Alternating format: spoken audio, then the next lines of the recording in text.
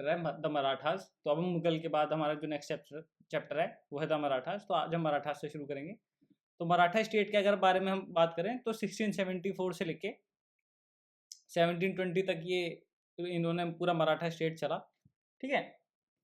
मराठा जो एम्पायर था उसकी जो नींव रखी वो रखी शिवाजी महाराज ने, जो थे 1674 से 1680 तक। ठीक है। बॉर्न कहाँ हुए थे वो? शिवनेरी फोर्ट में 1613 में। फादर का नाम था उनका शाहजी भोसले और मदर का नाम था जीजाबाई। टीचर थे उनके सम्राट रामदास सम्राट रामदास। और इन्होंने तब ये बड़े हो गए थे तो इन्होंने अपने पापा की जहागीर इनहेरिट कर ली थी। तो इनके पापा के पास कहाँ की जागीर थी? पूना की जागीर थी। तो इन्होंने अपने फादर से इनहेरिट करी 1637 में। शिवाजी के अगर एक्सपीडिशंस की बात करें कि इन्होंने कौन कौन से फोर्ट को कॉन्कर किया, तो कोंडाना का किला 1643 में, रोहिंडन चकन तोरान 1646 में, पुरंदर का 1648 में, राजगढ़ और या रायगढ़ 1656 में और पैनहला का 1659 में। ठीक। एक बैटल ऑफ प्रतापगढ़ हुई थी 1659 में। ये किसके बीच में हुई थी? शिवाजी महाराज के और बीजापुर के जो सुल्तान थे जनरल अफजल खान। तो इसमें क्या हुआ था? शिवाजी ने अफजल खान को मार दिया था 1659 में होता, और वहाँ की टेरिटरी थोड़ी बहुत कैप्चर कर ली थी। एक थे शाइस्ता खान जो डेक्कन के गवर्नर थे। इनको किसने अपॉइंट किया था? औरंगजेब ने। और इनको क्या चेक रखना था? राइजिंग पावर चेक, जो शिवाजी की बढ़ती हुई राइजिंग पावर थी उसको चेक में रखना था। जब इन्होंने शाइस्ता खान ने अटैक किया तो शिवाजी ने जब अटैक किया तो वहाँ पे शिवाजी ने क्या खोया? पूना खो दिया। पर इन्होंने क्या किया? दोबारा से अटैक किया शाइस्ता खान पे 1663 पे, और पुरंदर और सूरत और अहमदनगर को कब्जे में कर लिया था। ठीक है। इसके बाद अगर हम देखें, हाँ, तो फिर क्या हुई? ट्रीटी हुई पुरंदर की, किसके बीच में? राजा जयसिंह जो आमेर के थे, जिन्होंने जिनको औरंगजेब ने भेजा था शिवाजी के खिलाफ कैंपेन करने के लिए। दोनों के बीच में ट्रीटी हुई जिसका नाम था ट्रीटी ऑफ पुरंदर। और शिवाजी ने एग्री किया 35 में से 23 फोर्ट्स को मुगल को देने के लिए। ठीक। 1665 में क्या हुआ? शिवाजी ने औरंगजेब को विजिट किया आगरा में और वहां पे इनको इम्प्रिजन कर लिया था। पर क्या हुआ कि शिवाजी वहां से एस्केप कर गए थे। और 1674 एडी में शिवाजी ने प्रोक्लेम किया अपने आप को छत्रपति। कहाँ पे इनका कोरोनेशन कहाँ पे हुआ था? तो रायगढ़ फोर्ट में इनका कोरोनेशन हुआ था। और इन्होंने टाइटल क्या लिया था? तो हिंदुआ धर्मोद्धारक, प्रोटेक्टर ऑफ हिंदुइज्म, इन्होंने अपना टाइटल रखा था। ठीक। हाँ। इनके पास किसी चीज़ की बहुत ज़्यादा अच्छी समझ थी, तो गुरिल्ला वॉरफेयर होता है एक, उसकी बहुत अच्छी समझ थी। और इन्होंने कर्नाटक को भी कन्कर कर लिया था 1677 और 80 के बीच में। ठीक। अगर हम शिवाजी के एडमिनिस्ट्रेशन की बात करें तो इन्होंने अपना जो टेरिटरी थी, स्वराज इसको बोलते थे, तो 3 प्रोविंस के अंडर इनको बाइफरकेट कर लिया था। तो क्या था? प्रोविंस, फिर उसके नीचे क्या था? प्रांत, फिर परगना जिसको तरफ भी बोलते थे, और सबसे छोटा होता था विलेज, जो जिसको हेड कौन करता था? पटेल हेड करते थे। ठीक है ना। शिवाजी को हेल्प कौन करते थे? अष्टप्रधान हेल्प करते थे,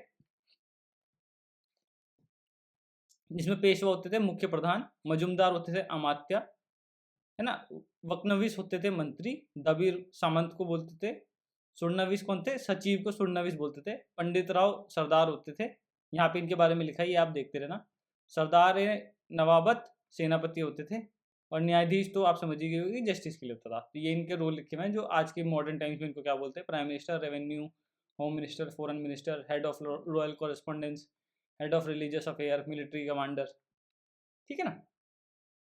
ये इनके अष्टप्रधान थे। जैसे नवरत्न थे, ऐसे ही इनके अष्टप्रधान थे जो इनको हेल्प करते थे एडमिनिस्ट्रेशन में। ठीक है ना। जो भी शिवाजी महाराज का जो एडमिनिस्ट्रेशन का रिफॉर्म्स के तरीके थे ना, तो इन्होंने कहाँ से लिए थे? मलिक अंबर से लिए थे, जो कि कहाँ के रूलर थे? अहमदनगर के रूलर थे। और ज़्यादातर उन्हीं की जो सिस्टम था ना रूल करने का, वही लेते थे ये। ठीक है। काठी, जो मलिक अंबर ने यूनिट ऑफ मेजरमेंट रखी थी, वो भी इन्होंने यूज़ करनी शुरू कर दी थी। लैंड रेवेन्यू क्या था? 1/3 लेते थे ये शुरुआत में, मतलब 1/3 जो भी आपको प्रोड्यूस होगा उसका, और 2/5 आप बाद में इन्होंने लेना शुरू कर दिया था कि जो भी आपकी जो भी आप उगाओगे उसका 2/5 आपको किंग को देना पड़ेगा। एक होता था चौथ, जिसका मतलब है चौथ मतलब 1/4 देना पड़ेगा। किसके लिए? अगर आपको हमारे मराठा की रेड से बचना है तो आप अपने जो भी आपका रेवेन्यू है उसका 1/4 दे दो, तो आपको मराठा की जो रेड करते थे ना ये, उससे वो नहीं करनी पड़ेगी। और एक था सरदेश मुखी, ये एडिशनल 10% था।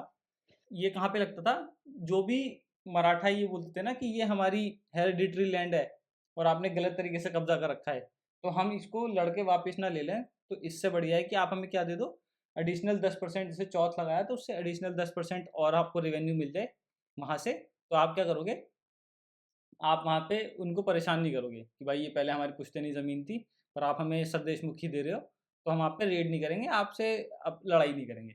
तो 3 तरीके थे, चौथ, सरदेशमुखी और लैंड रेवेन्यू, जो ये नॉर्मल चलता था इनका। ठीक है ना? अब शिवाजी की डेथ होने के बाद जो प्रोमिनेंट रूलर हुए वो थे शांबाजी। शांबाजी ने रूल किया 1680 से लेके 89 तक। एल्डेस्ट सन थे शिवाजी के और साईबाई के। इन्होंने राजा राम को डिफीट किया, जो कि कौन थे? जो सबसे छोटे बेटे थे शिवाजी के। ठीक है? इन्होंने प्रोटेक्शन दी किसको? मिर्जा अकबर थे एक, जो कौन थे? औरंगजेब के खिलाफ जिन्होंने रेबेल कर दिया था ना। ये वैसे वो वाले अकबर नहीं है, मिर्जा अकबर है। इन्होंने औरंगजेब के खिलाफ रेबेल कर दिया था। तो औरंगजेब ने क्या किया, जो संभाजी महाराज को बहुत ज़्यादा खतरनाक, मतलब मौत की सज़ा देके इनको मार दिया था। ठीक है? उनके बाद कौन आए? उनके बाद आए राजा राम। राजा राम कौन थे? 1689 से 1700 तक थे।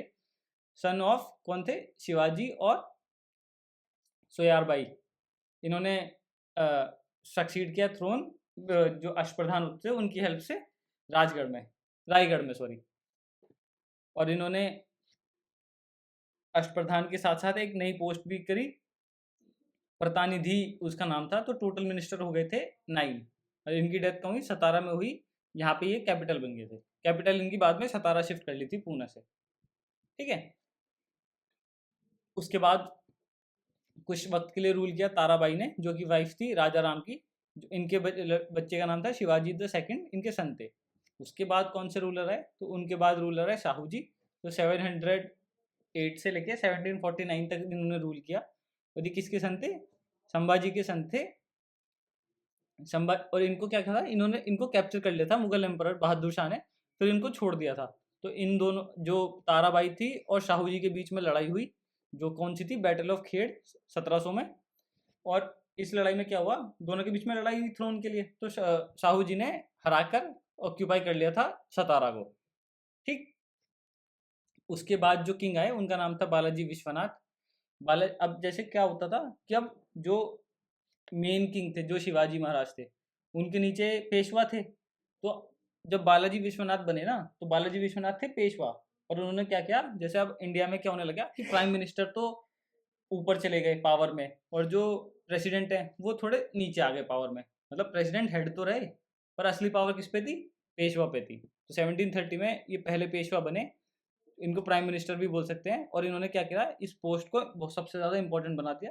जैसे आज के टाइम पे आप देख लोगे प्राइम मिनिस्टर की पोस्ट सबसे ज़्यादा इंपॉर्टेंट है, ना कि प्रेसिडेंट की। पहले अगर आप किसी और कंट्री में जाओगे तो जैसे अमेरिका में प्रेसिडेंट की ज़्यादा इंपॉर्टेंस है। तो बालाजी विश्वनाथ ने क्या किया, पोस्ट को क्या किया, इंपॉर्टेंट भी बनाया और हेरिडिटरी भी बना दिया कि ये बाद में इनका अब लड़का बनेगा। ठीक है ना? इन्होंने टाइटल लिया कि था सेना करते मेकर ऑफ आर्मी। 1708 में इन्होंने एग्रीमेंट किया किसके साथ? सईद ब्रदर्स थे तब, लेटर मुगल्स हुए थे ना। तो पहले क्या होता था, जो सईद ब्रदर्स थे ना, दो नोबल्स थे इनके। इन्होंने क्या किया कि इतनी पावर इकट्ठी कर ली इन्होंने, किंग को इतना अपने नीचे ले आइए कि थोड़े देर बाद इतनी इनकी पावर होगी कि किंग को ये सेलेक्ट करने लग गए थे मुगल के, जो लेटर मुगल्स थे, औरंगजेब के बाद जो लेटर मुगल्स थे, कि जो सैयद ब्रदर्स जिसको बोल देते थे वही मुगल का राजा बन जाता था। तो फिर इन्होंने क्या किया, इनसे एग्रीमेंट कर लिया और फारूक सियार को बोल के इन्होंने रिकॉग्नाइज करा दिया किसको? शाहू जी को। क्या? किंग स्वराज्य का।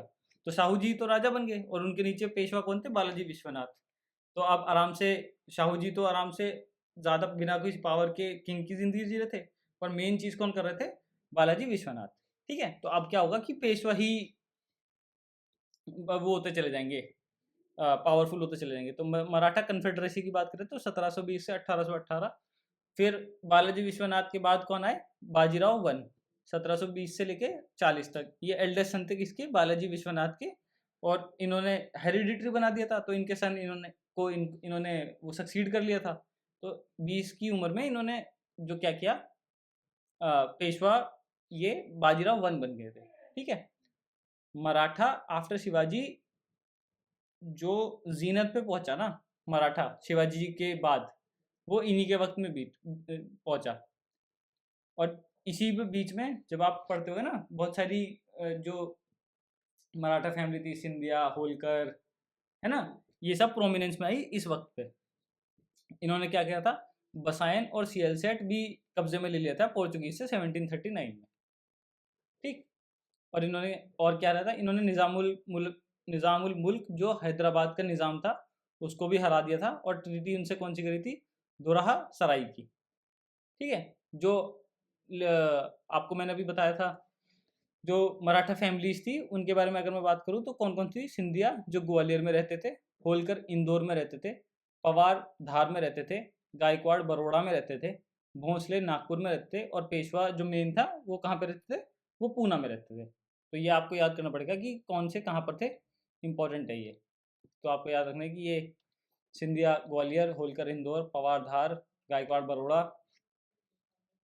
ठीक, इसके बाद हम देखते हैं फिर कौन से मेन आए। फिर आए बालाजी बाजीराव। बालाजी बाजीराव ने पेशवाशिप करी 1740 से लेकर 61 तक। इनको बोलते थे नाना साहिब। इन्होंने एग्रीमेंट किया किससे? मुगल एम्परर से एग्रीमेंट किया कि हम आप जो मुगल जो लेटर मुगल्स थे ना, बहुत ज़्यादा कमज़ोर हो गए थे। मतलब उनके पास इतना तो इतनी आर्मी थी जितनी अकबर या फिर बाबर या हुमायूं के वक्त पे होती थी, शाहजहाँ के वक्त पे होती थी। आर्मी उनके पास कम थी। तो क्या होता था कि जैसे आप मान लो ये इंडिया है, तो यहाँ से अफ़गान आए या ईरान से आए या अफ़गानिस्तान से आए, यहाँ से अटैक करते थे। तो इनके पास जगह ही नहीं थी भाई अपनी सिक्योर करने की।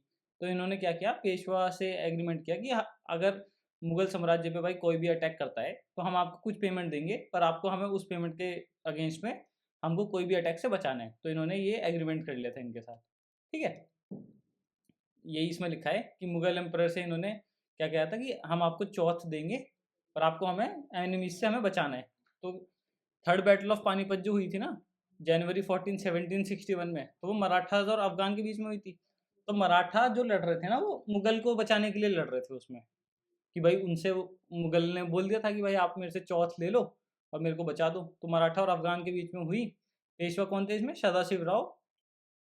मेन इंसान कौन थे? विश्वास राव और सदाशिव राव भाऊ। अफगान से की तरफ से कौन लड़ रहा था? अहमद शाह अब्दाली लड़ रहा था। इसमें क्या हुआ, मराठास की भाई मतलब हार होती है काफ़ी ज़्यादा, वो बहुत ज़्यादा लोग मरे थे। और मराठा की जो हार हुई ना, उससे जो बालाजी बाजीराव तो इतना शौक में चले गए कि उनकी भी 3-4 महीने बाद डेथ हो गई थी। इस बैटल के बाद बोलते हैं कि मराठा की जो पावर थी ना, जो बढ़ती जा रही थी, वो बढ़नी भी खत्म हो गई। और जो मराठा जो का साम्राज्य था वो यहाँ से थोड़ा मतलब डूबने या फिर कह रहे कि ना की तरफ, अपने खत्म होने की तरफ, एंड की तरफ चलता चला गया यहाँ से। ठीक है ना। तो ये तो हुई मराठा की बात। तो मराठा का जो उदय हुआ वो शिवाजी के साथ हुआ, एंड हुआ अहमद शाह अब्दाली की जो थर्ड बैटल ऑफ पानीपत थी 1761 की, वहां पर। ठीक, अब कुछ एंग्लो मराठा वॉर्स हुई थी। जहाँ पे भी आपको एंग्लो दिखे ना, एंग्लो का मतलब है जो लड़ाई इनकी किससे हुई थी, जो अपने ब्रिटिशर्स थे उनसे। तो ये हम मॉडर्न में भी पढ़ेंगे, पर मैं आपको यहाँ पे एक बार बता देता हूँ। तो पहली फर्स्ट एंग्लो मराठा वॉर हुई थी 1775 में। क्या था, जो रघुनाथ राव थे ना, वो बालाजी बाजीराव के भाई थे। वो पेशवा बनना चाहते थे, पर जो नाना फडणवीस थे ना, जब वहाँ के पेशवा थे, वो इनको बनना नहीं देना चाह रहे थे। तो रघुनाथ राव ने क्या किया, ब्रिटिशर्स के पास गए, ट्रीटी ऑफ पुरंदर की इन्होंने इनके साथ, और बोला कि मैं आपको कुछ कुछ जगह दे दूंगा अपने मराठा साम्राज्य में से, आप मेरी मदद करो। ब्रिटिशर्स ने बोला ठीक है हम मदद कर देंगे। पर क्या हुआ, कि इनकी ब्रिटिशर्स को पता नहीं था कि मराठास कितने शक्तिशाली है, तो ब्रिटिशर्स की हार होती है वहाँ पे बहुत बुरी तरीके से, और इनसे साइन करा लेते हैं क्या, treaty of treaty of Wadgaon. Treaty of Wadgaon इनसे साइन करा लेते हैं 1779 में। फिर इस ट्रीटी को मानने से मना कर देता है वॉरेन हेस्टिंग। तो वॉरेन हेस्टिंग खुद जाके वहाँ पे दूसरी ट्रीटी साइन करता है जिसका नाम था ट्रीटी ऑफ सालबाई। कौन करता है? वॉरेन हेस्टिंग 1782 में। ठीक है, ये आपको याद रखना है। फिर होती है second Anglo Maratha war. Second Anglo Maratha war में क्या हुआ, पेशवा साइन कर देते हैं, सब हरा देते हैं ब्रिटिशर्स इनको, और पेशवा से साइन करा लेते हैं सब्सिडरी अलायंस। सब्सिडरी अलायंस क्या था वो मैं आपको आगे बताऊंगा, पर इसका मतलब ये है कि अपनी आर्मी नहीं रखोगे आप, ब्रिटिश की आर्मी आपके पास रहेगी, और आपका दुश्मन ब्रिटिशर्स का दुश्मन, और ब्रिटिशर्स का दुश्मन आपका दुश्मन, और आप कुछ भी किसी भी और ब्रिटिशर्स के अलावा जैसे पोर्चुगीज हो गए, फ्रेंच हो गए, उनसे आप कोई भी संधि या ट्रीटी नहीं कर सकते। तो यहाँ पे साइन होती है ट्रीटी ऑफ बसाइन 1802 में। ठीक, फाइनल जो एंग्लो मराठा वॉर होती है वो थर्ड एंग्लो मराठा वॉर होती है, जिसमें वाइसरॉय कौन थे? लॉर्ड हेस्टिंग थे, और इन्होंने प्रोक्लेम कर दिया था, इसमें भी हार गए थे ये एंग्लो मराठा, और प्रोक्लेम किया था ब्रिटिश पैरामाउंटेंसी, कि भाई ब्रिटिश पैरामाउंटेंसी का मतलब ये है कि अब जो मराठा है वो मुगल के अंडर रूल नहीं कर रहे, वो किसके अंडर रूल कर रहे हैं? ब्रिटिशर्स के अंडर रूल कर रहे हैं। ठीक है ना। ये क्या हुआ था, पिंडारीज को क्या करते थे? पिंडारीज वो लोग होते थे जो छुप के, जैसे बहुत ज़्यादा राजस्थान में रेतीला एरिया था, वहाँ पे छुप कर जैसे कोई जा रहा है उससे लूट लिया, तो ऐसे इनको जो सपोर्ट करते थे वो मराठा करते थे, क्योंकि मराठा की जब लड़ाइयाँ होती थी तो ये अपने लोग भेजा करते थे वहाँ पे। तो ये क्या करते थे कि मराठा इनको सपोर्ट करते थे, ये फिर मराठास को लड़ाई में सपोर्ट करते थे। तो ऐसे ही इस पर ये जो इनके लूटपाट से परेशान हो गए, ब्रिटिशर्स ने इनके के सामने मोर्चा खोल दिया।